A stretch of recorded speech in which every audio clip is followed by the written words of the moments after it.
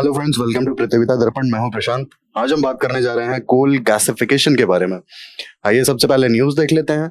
हाल ही में ministry of coal ने ये कंसिडर किया है कि एक कॉम्प्रिहेंसिव स्कीम कोल गैसिफिकेशन के लिए डिजाइन की जा सकती है और इसका एम होगा 100 million ton of coal gasification को अचीव करना बाय ईयर 2030।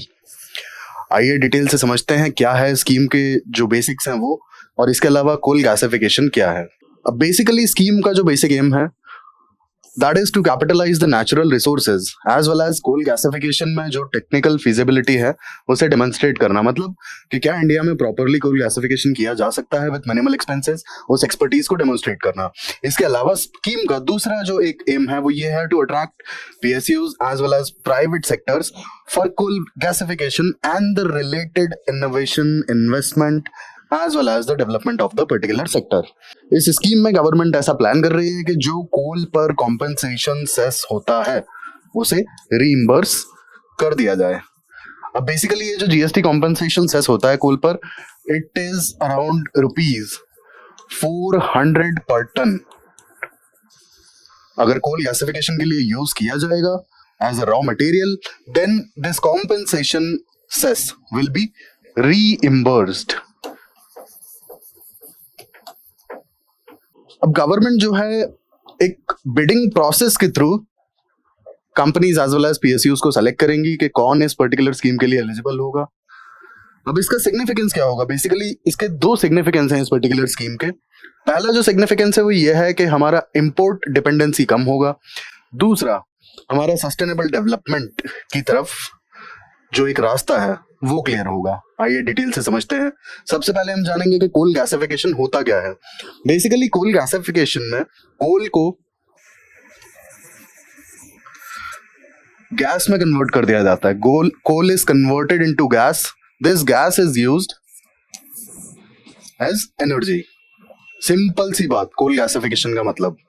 अब अगर हम थोड़ा इसे डिटेल में देखें तो कोल को पार्शियली ऑक्सीडाइज किया जाता है in presence of air, oxygen and steam, carbon dioxide, जिससे कि एक फ्यूल गैस बनती है विच इज सिंथेटिक गैस और सिन गैस।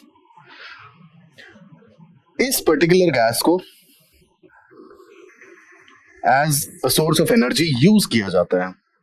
सिन गैस की अगर हम बात करें तो सिन गैस एक मिक्सचर होता है मीथेन का, कार्बन मोनोऑक्साइड का, hydrogen, carbon dioxide as well as water vapour का।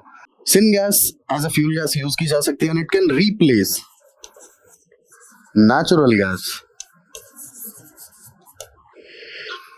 अब कोल गैसिफिकेशन के सिग्निफिकेंस की अगर बात की जाए तो सबसे पहला सिग्निफिकेंस जो हमने देखा कि इंपोर्ट डिपेंडेंसी कम होगी, एज वेल एज जो हम कोकिंग कोल का जो इंपोर्ट करते हैं ना वो भी कम हो जाएगा, क्योंकि सिन गैस को स्टील मैन्युफैक्चरिंग में यूज किया जा सकेगा।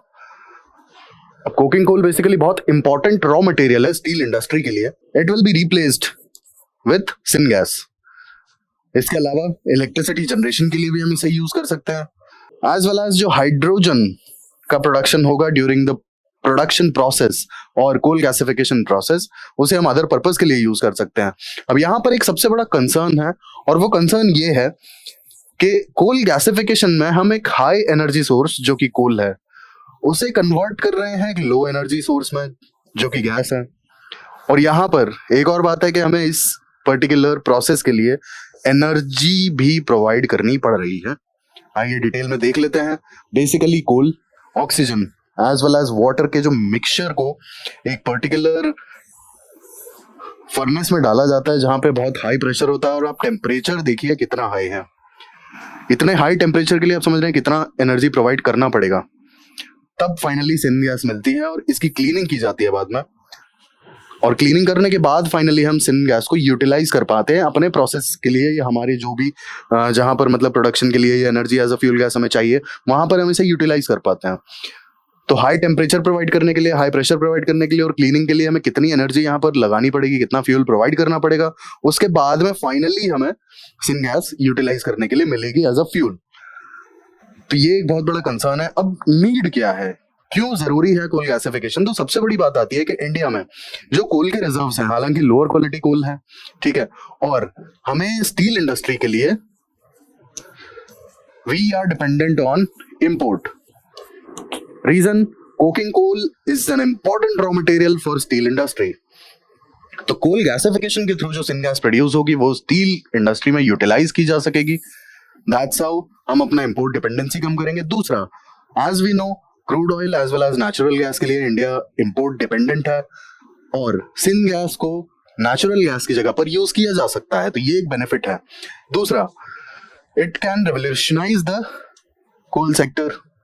कोल सेक्टर को भी रेवोल्यूशनाइज कर सकता है, क्योंकि हमारा जो इंडिया में कोल है थोड़ा सा लोअर ग्रेड कोल अवेलेबल है इंडिया में, ये एक बहुत बड़ा रीजन है। इसके बाद natural gas, methanol, ammonia, hydrogen, इन सब के इंपोर्ट्स की डिपेंडेंसी जो है हमारी वो कम हो जाएगी।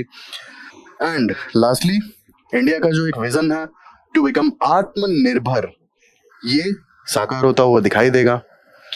वे अहेड की अगर हम बात करें तो कोल गैसिफिकेशन प्रोजेक्ट्स का इवैल्यूएशन बहुत जरूरी है। क्या इनका कॉस्ट बेनिफिट है, क्या हमारी जो इंपोर्ट डिपेंडेंसी कम हो रही है, बेसिकली आज हम इंपोर्ट डिपेंडेंट है लेकिन हमें वहां पे इंपोर्ट के लिए पैसा खर्च करना पड़ता है। बट ऑन द कॉन्ट्ररी, कहीं ऐसा ना होना कि कोल गैसिफिकेशन के जो प्रोजेक्ट्स हैं वो महंगे पड़ जाए हमें, ठीक है, जो फाइनली जो सिनगैस प्रोड्यूस होती है वो महंगी पड़ जाए हमें, उसकी कॉस्ट जरूरत से ज्यादा हो। तो एक इंपोर्ट डिपेंडेंसी कम करने के लिए हम उल्टा अपना खर्चा तो नहीं बढ़ा सकते, हमें इकोनॉमिकल भी रहना पड़ेगा। देन इन्वेस्टमेंट्स की जरूरत है रिसर्च एंड डेवलपमेंट में।